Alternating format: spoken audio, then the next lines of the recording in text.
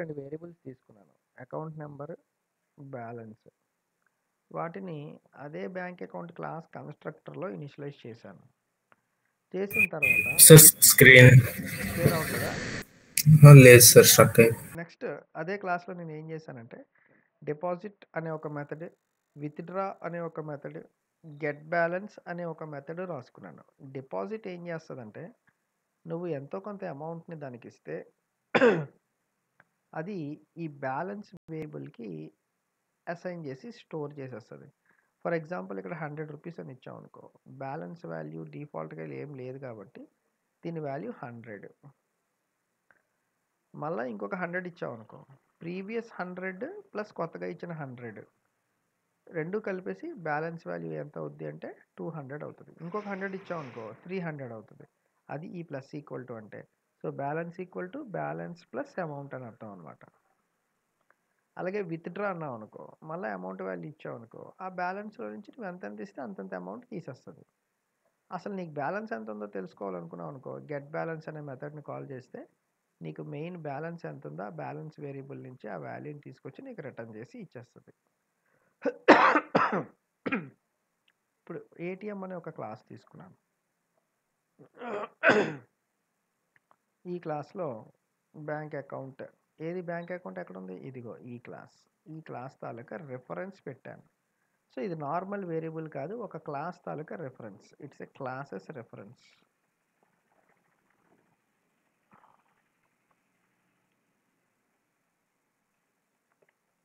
It's a class reference. Bank account అనే class తాలూకా reference, integer string variable కాదు అది.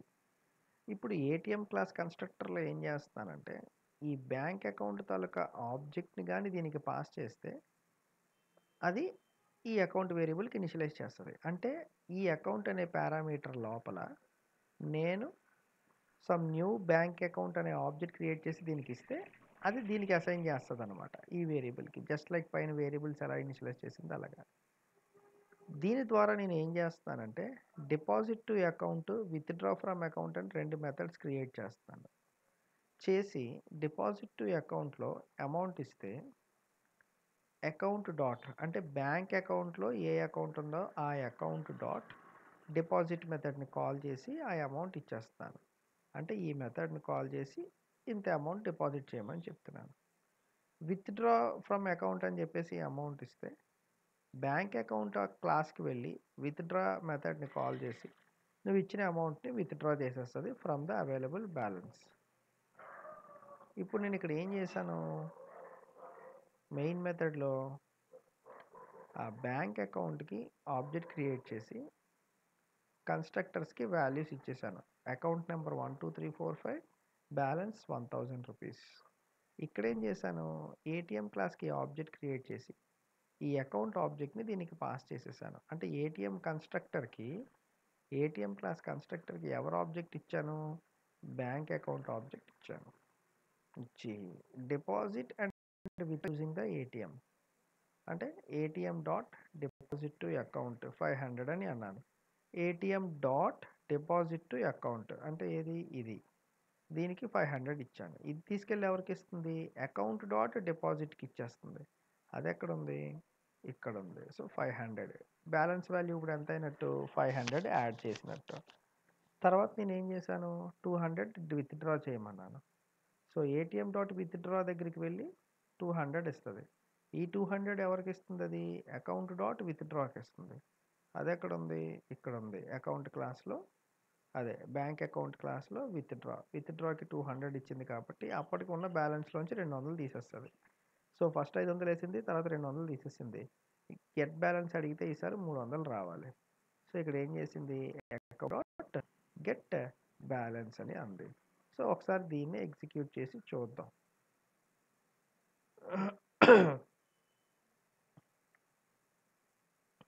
So మన స్ప్రింగ్ దగ్గరికి వచ్చి ఇక్కడ ఒక క్లాస్ క్రియేట్ చేస్తాను. ఈ క్లాస్ నేమ్ నేను టైట్ కప్లింగ్ అని, దాన్ని అక్కడ వదిలేసి ఇందాక నేను తెచ్చుకున్న క్లాస్ బ్యాంక్ అకౌంట్ని అక్కడ పడేశాను. తర్వాత ఏటీఎం క్లాస్,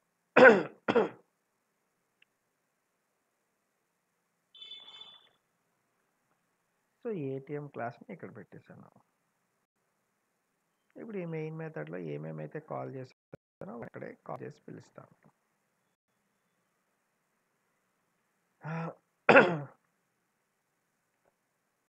ఓకే. సో ఈ రెండు క్లాసెస్ ఓకే కదా నీకు? బ్యాంక్ అకౌంట్ అండ్ ఏటీఎం వాటి మధ్య రిలేషన్షిప్. Yes sir. ఇప్పుడు బ్యాంక్ అకౌంట్ ఆబ్జెక్ట్ ద్వారా బ్యాంక్ అకౌంట్ క్లాస్కి కావాల్సిన account number, balance amount. ATM క్లాస్కి ఆబ్జెక్ట్ క్రియేట్ చేసి ఏటీఎం క్లాస్ కన్స్ట్రక్టర్కి ఏం కావాలి? బ్యాంక్ అకౌంట్ క్లాస్ తాలూకా ఆబ్జెక్ట్ కావాలి. అదే ఇది. అదే ఇచ్చాం. సో ఇప్పుడు ఏటీఎం అనే ఆబ్జెక్ట్లో ఏముంది అంటే బ్యాంక్ అకౌంట్ క్లాస్ ఆబ్జెక్ట్ దీని దగ్గర ఉంది. ఇప్పుడు ఏటీఎం క్లాస్లో ఉండే ఒక మెథడ్ని కాల్ చేస్తుంది. అది ఏమని? డిపాజిట్ టు అకౌంట్ అని, విత్డ్రా ఫ్రమ్ అకౌంట్ అని. 500 ఒకసారి వేసింది, 200 ఒకసారి వేసింది. డిపాజిట్ టు అకౌంట్ అనగానే అది ఎక్కడికి వెళ్తుంది? ఇక్కడికి వెళ్తుంది. ఇంటర్న్ ఎవరిని కాల్ చేసుకుంటుంది? అకౌంట్ డాట్ అంటే బ్యాంక్ అకౌంట్లో ఉండే అకౌంట్ క్లాస్లో, బ్యాంక్ అకౌంట్ క్లాస్లో డిపాజిట్ మెథడ్ అంటే మళ్ళీ అది ఇక్కడికి వెళ్తుంది, అమౌంట్ డిపాజిట్ అవుతుంది. Yes sir. అలాగే విత్డ్రా కూడా. ఫైనల్గా get account number, get balance methods ఇవన్నీ ఏ క్లాస్ నుంచి వస్తున్నాయి? బ్యాంక్ అకౌంట్ నుంచి. సో డైరెక్ట్గా బ్యాంక్ అకౌంట్ నుంచి అకౌంట్ నెంబర్, బ్యాలెన్స్ని కాల్ చేశాను. సో ఒకసారి నేను ఇక్కడ అనుకోను అవుట్పుట్. ఇక్కడ ఎక్కడ నేను XML ఫైల్స్ వాడలేదు, కంటెక్స్ట్ ఫైల్స్ ఇలాంటివి ఏమీ వాడలేదు. సింపుల్గా ఈ అకౌంట్ నెంబర్కి రిమైనింగ్ బ్యాలెన్స్ 1300. ఎలా 1300 అయిందో చూద్దాం. డిఫాల్ట్ బ్యాలెన్స్ 1000 రూపాయలు. తర్వాత ఎంత యాడ్ చేసావు? 500, అంటే 1500 అయింది. మళ్ళీ ఎంత తీసావు? 200. సో మిగిలింది ఎంత? 1300. అయితే ఈ మొత్తం సెనేరియోలో ఏటీఎం అన్న క్లాస్ ఈ బ్యాంక్ అకౌంట్ అన్న క్లాస్ మీద బాగా డిపెండ్ అయిపోయింది. అంటే పొరపాటున బ్యాంక్ అకౌంట్ క్లాస్లో ఏదైనా జరిగినా, అసలు బ్యాంక్ అకౌంట్ అన్న క్లాసే యాక్సెస్ అవ్వకపోయినా లేదా లేకపోయినా ఏటీఎం క్లాస్ ఎందుకు పనిచేయదు. సో ఇలాగ ఒక క్లాసు ఇంకొక క్లాస్ మీద కంప్లీట్గా డిపెండ్ అయిపోవడాన్ని టైట్ కప్లింగ్ అని అంటాము. ఆ ప్రాసెస్ని ఏమంటాము? Tight coupling. Okay. So this is called tight coupling. Tight coupling is a procedure or the way to execute or use one class in another class in Java. But this is not a perfect method. అంటే ఈ tight coupling అనేది మంచి process కాదు, మంచి పద్ధతి కాదు. మరి దీనికి ఆల్టర్నేట్ మంచి పద్ధతి ఏంటి? Loose coupling. ఏంటది? Loose coupling. So let us create loose coupling.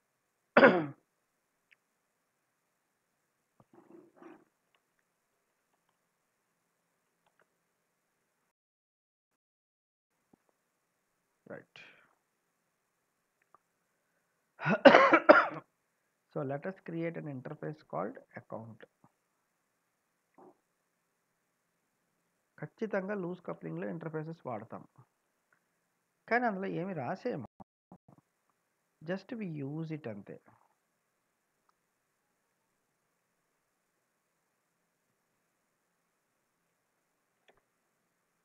Okay. So interface abstract methods ఉంటాయని నీకు తెలుసు. ఇక్కడ ఏంటంటే abstract methods? Deposit which needs a double parameter, withdraw method which needs a double parameter, and get balance. This is the interface. ఈ interface ఎలా ఉపయోగపడుతుందో చెప్తాను, చేసుకుంటుంది. సో ఇప్పుడు నువ్వు గమనించావు అనుకో, let's say already bank account class ఉంది కదా, అందుకే డూప్లికేట్ క్లాస్ అని ఎర్రర్ చూపిస్తుంది, ఆల్రెడీ డిఫైన్డ్ అని చెప్పేసి. మనం ఏం చేద్దామంటే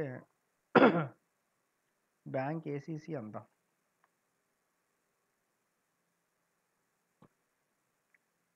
కంప్లీట్ నేమ్ ఇవ్వద్దు, ఏసీసీ అని అందాం. That's it.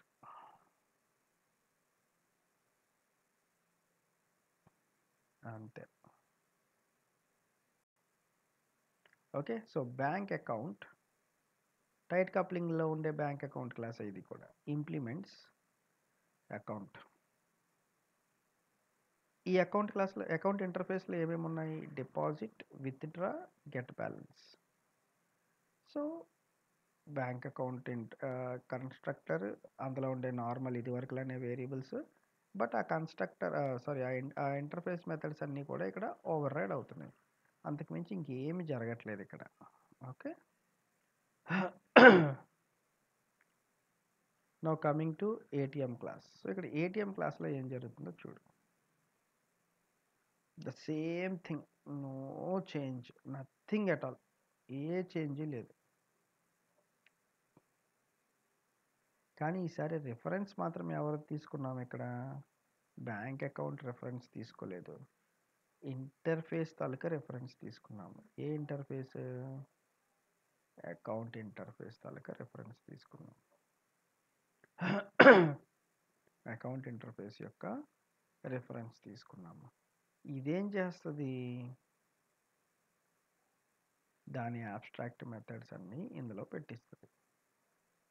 పెడితే నేనేం చేస్తుంది ఇక్కడ ఏటీఎం ఇంటర్ఫేస్ రెఫరెన్స్కి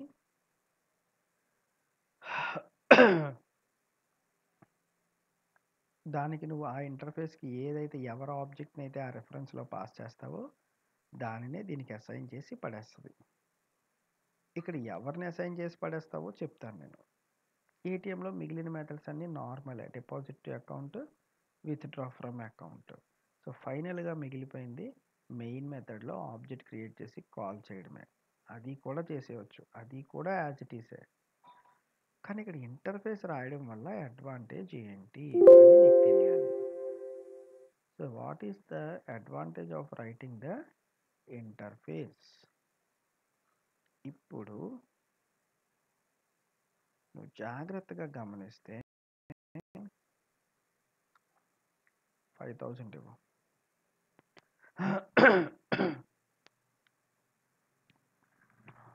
ఇక్కడ ఆబ్జెక్ట్ ఎవరి? బ్యాంక్ అకౌంట్ది, అంటే దీనిది. కానీ ఆ వాల్యూస్ అన్నిటిని నువ్వు ఎవరికి పెడుతున్నావు? దీనికి ఇచ్చేస్తున్నావు. అంటే ఇంటర్ఫేస్ రెఫరెన్స్కి ఇచ్చేస్తున్నావు.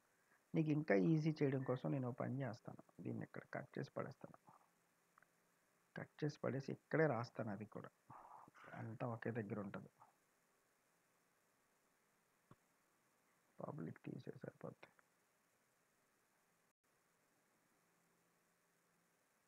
ఏంటి?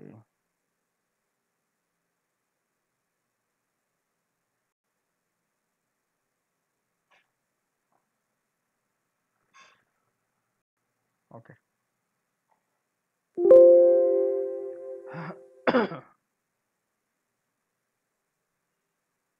ఇంకెక్కడ వచ్చింది ఎర్రర్?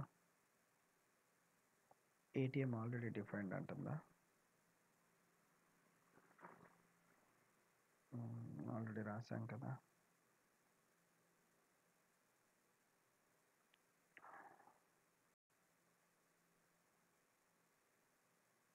డబుల్ ఎమ్ ఇచ్చేద్దాం.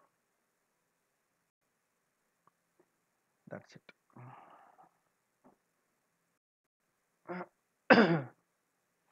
సేమ్ ఇది వరకు లాగే ఈ మెథడ్ ఒకటి ఎక్స్ట్రా పెట్టేసుకుందాం. Get account number.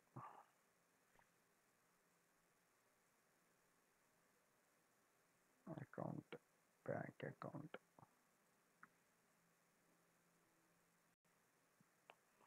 ఆ మెథడ్ని ఇక్కడ కాల్ చేసేటట్టు.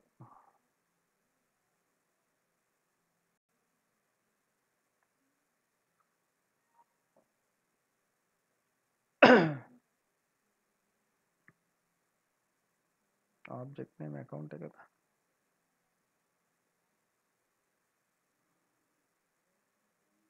ఎందులో రాసాము?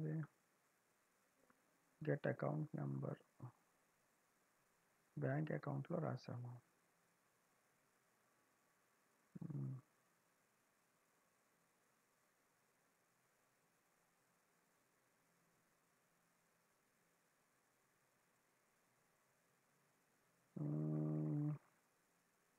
ఇప్పుడు మళ్ళీ ఫస్ట్ నుంచి ఎక్స్ప్లెయిన్ చేస్తాను చూడు. There is an interface called account. అందులో ఏముంది? 4 abstract methods: deposit, withdraw, get balance, get account number. ఆ ఇంటర్ఫేస్ని బ్యాంక్ అకౌంట్ అని చెప్పేసి ఒక క్లాస్కి ఇన్హెరిట్ చేసుకున్నాను. ఇక్కడ ఇన్హెరిట్ చేసుకొని నేను ఏం చేశానంటే, ఆ కన్స్ట్రక్టర్లో, బ్యాంక్ అకౌంట్ కన్స్ట్రక్టర్లో ఈ అకౌంట్ నెంబరు, ఈ బ్యాలెన్స్కి వాల్యూస్ ఇనిషియలైజ్ చేయడానికి ఇక్కడ కోడ్ రాశాను. అంటే నువ్వు ఈ బ్యాంక్ అకౌంట్ క్లాస్కి ఎప్పుడైతే ఆబ్జెక్ట్ క్రియేట్ చేసి అకౌంట్ నెంబరు నువ్వు బ్యాలెన్స్ ఇస్తావో అవి ఆటోమేటిక్గా ఈ రెండింటికి అసైన్ అయిపోతాయి. అంతేకాదు, ఈ అకౌంట్ ఇంటర్ఫేస్లో ఉండే అబ్స్ట్రాక్ట్ మెథడ్స్ అయిన deposit, withdraw, get balance, get account number అని చెప్పేసి మెథడ్స్ రాసి అందులో ఓవర్ రైడ్ చేసుకొని డేటా రాసుకున్నాను. ఇప్పుడు ఏటీఎం అనే క్లాస్లో నేను ఏం చేశానంటే, ఆ ఇంటర్ఫేస్ రెఫరెన్స్ తీసుకొని ఆ ఇంటర్ఫేస్ రెఫరెన్స్కి వాల్యూ ఎలా ఇనిషియలైజ్ చేస్తానంటే కన్స్ట్రక్టర్ ద్వారా. అంటే ఏటీఎం క్లాస్ ఆబ్జెక్ట్ క్రియేట్ చేసినప్పుడు ఆ ఇంటర్ఫేస్ రెఫరెన్స్లో దానికి సూట్ అయ్యే ఆబ్జెక్ట్ని పడేస్తాను. ఇక్కడ పడేస్తే ఆటోమేటిక్గా అది వెళ్ళి ఈ వేరియబుల్కి ఇనిషియలైజ్ అయిపోద్ది. అలాగే అదే ఏటీఎంలో deposit to account, withdraw from account అని చెప్పేసి అమౌంట్స్ పాస్ చేసేస్తే ఇవి పైకి వెళ్ళి బ్యాంక్ అకౌంట్లోంచి ఆ డిపాజిట్, ఆ విత్డ్రాల్ని కాల్ చేసేసుకుంటాయి. ఇప్పుడు మెయిన్లో నేను ఏం చేశానంటే ఇంటర్ఫేస్ రెఫరెన్స్కి దాని సబ్ క్లాస్ తాలూకా ఆబ్జెక్ట్ని అటాచ్ చేశాను. దీన్నే మనం డైనమిక్ ఆబ్జెక్ట్ క్రియేషన్ అని కూడా అంటారని చెప్పాను. ఒకసారి మనం మాట్లాడుకున్నాం, assigning sub class object to A super class reference. అది ఇంటర్ఫేస్ అయినా అవ్వచ్చు, not at all A problem. So ఈ ఇంటర్ఫేస్ దీనికి సూపర్ క్లాసే కాబట్టి, సూపర్ ఇంటర్ఫేసే కాబట్టి, అంతే కదా, బ్యాంక్ అకౌంట్కి ఇది సూపర్ ఇంటర్ఫేస్. సో దీని ఆబ్జెక్ట్ తీసుకొని దీనికి ఇచ్చేసా. దీనివల్ల అడ్వాంటేజెస్ ఏంటంటే ఈ బ్యాంక్ అకౌంట్ తాలూకా అకౌంట్ నెంబరు 5000 ఇక్కడ ఇనిషియలైజ్ అయిపోతాయి.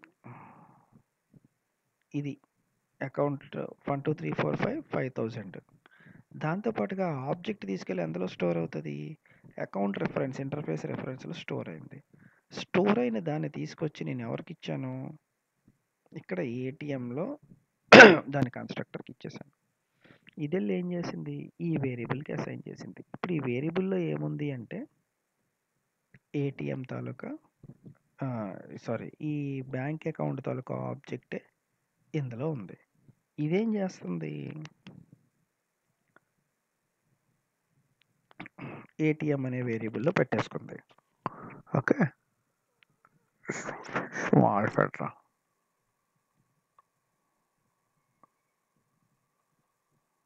ఓకే, ఆ వేరియబుల్ ఆ ఆబ్జెక్ట్లో పడేసింది. పడేసి ముందు అమౌంట్ వేసింది, తర్వాత అమౌంట్ తీసింది. ఓకే, ఇక్కడ అడ్వాంటేజ్ ఏంటంటే అవుట్పుట్ ఏం మారదు, అదే వస్తుంది. కాకపోతే ఇందాక 1000 రూపాయలు, ఇప్పుడు 5000 అంతే డిఫరెన్స్. సో 5300. నో, ఇక్కడ అడ్వాంటేజ్ ఏంటంటే ఇప్పుడు నిజంగా బ్యాంక్ అకౌంట్ అన్న క్లాస్, ఏటీఎం అన్న క్లాస్ బ్యాంక్ అకౌంట్ క్లాస్ మీద డిపెండ్ అయిందా? నువ్వు చూసుకున్నావు అనుకో, ఇందులో ఎక్కడ బ్యాంక్ అకౌంట్ అన్న పేరు కనబడదు నీకు, ఆ క్లాస్ పేరు. ఇన్స్టెడ్ ఆ ఇంటర్ఫేస్ నేమ్ కనిపిస్తుంది నీకు. అంటే ఫ్యూచర్లో బ్యాంక్ అకౌంట్ క్లాస్ తీసేసావు అనుకో నువ్వు, లేదా ఏదైనా మార్చావు అనుకో, ఆ మార్పులన్నీ కూడా నీకు ఈ ఇంటర్ఫేస్లో కనిపిస్తాయి. ఫర్ ఎగ్జాంపుల్, ఇక్కడ నువ్వు రేపు పొద్దున్న ఫ్యూచర్లో ఈ బ్యాంక్ అకౌంట్ ప్లేస్ బదులు ఇంకొకటి ఏదో క్లాస్ రాసావు, దీన్ని తీసేసావు, కంప్లీట్గా తీసేసావు, తీసేసి వేరే క్లాస్ ఏదో పడేసావు, ప్రాబ్లం ఏం లేదు. క్లాస్ ఏదో some student account implements account అనే ఇంటర్ఫేస్ రాస్తావు. ఇప్పుడేమవుతుంది? ఈ అకౌంట్ ఇంటర్ఫేస్లో ఉండే అన్ని మెథడ్స్ని నువ్వు ఇక్కడ ఇన్హెరిట్ చేసుకుంటావు. ఇంప్లిమెంట్ చేసుకొని బాడీ రాసుకుంటావు. ఈ బాడీలో నువ్వు ఇప్పుడు ఏం పెడతావో అవి మాత్రమే ఈ ఆబ్జెక్ట్లోకి వస్తాయి. సో ఇక్కడ స్టూడెంట్ అకౌంట్ ఉందా లేదంటే ఇందాక మనం రాసుకున్నట్టు క్లాస్ ఉందా, దానికి అనవసరం. ఎందుకంటే ఇది బ్యాంక్ అకౌంట్ క్లాస్ మీద డైరెక్ట్గా డిపెండ్ ఆ ఇంటర్ఫేస్ మీద డిపెండ్ అయింది. ఈ ఇంటర్ఫేస్ని ఏ క్లాస్ ఇన్హెరిట్ చేసుకుంటుందో ఆ క్లాస్ తాలూకా మెథడ్స్ని ఇది వాడుకుంటుంది. రేపొద్దున్న ఇది మారిపోయింది అనుకో, ఇంకో క్లాస్ వచ్చింది అనుకో, ఖచ్చితంగా ఇంటర్ఫేస్ని ఇన్హెరిట్ చేసుకుంటుంది. ఆ మెథడ్స్ని మళ్ళీ ఇది వాడుకుంటుంది. సో డైరెక్ట్గా డిపెండ్ అవ్వకుండా ఇండైరెక్ట్గా డిపెండెంట్ చేస్తున్నాం అన్నమాట. దీన్ని మనం లూజ్ కప్లింగ్ అని అంటాము. We call it as loose coupling. మనం ప్రీవియస్ క్లాస్లో స్ప్రింగ్ క్లాస్లో మనం వాడాం చూసావా, ఇక్కడ employee class and execute employee class, execute employee class, వీరిన్నిటికి మధ్యలో మనం పెట్టే config.xml. ఇక్కడ జరిగేది ఆ లూజ్ కప్లింగే. యాక్చువల్గా ఫిజికల్గా ఏం జరగట్లేదు. ఇది కూడా ఒకనొక టైప్ ఆఫ్ డిపెండెన్సీయే, టైట్ కప్లింగే. దీన్ని ఇంకా లూజ్ చేయొచ్చు యూజింగ్ స్ప్రింగ్ ఫ్రేమ్వర్క్. అది ఎలాగనేది ఇంకా చూద్దాం మనం. బట్ స్ప్రింగ్లో మనం చేసేది కూడా లూజ్ కప్లింగే వాడతాము. And how do we achieve it చూద్దాం. స్ప్రింగ్ బూట్కి వెళ్ళేసరికి ఇంకొంచెం ఈజీ అయిపోద్ది. అది ఎలాగా ఇది ఎలాగా కూడా చూద్దాం.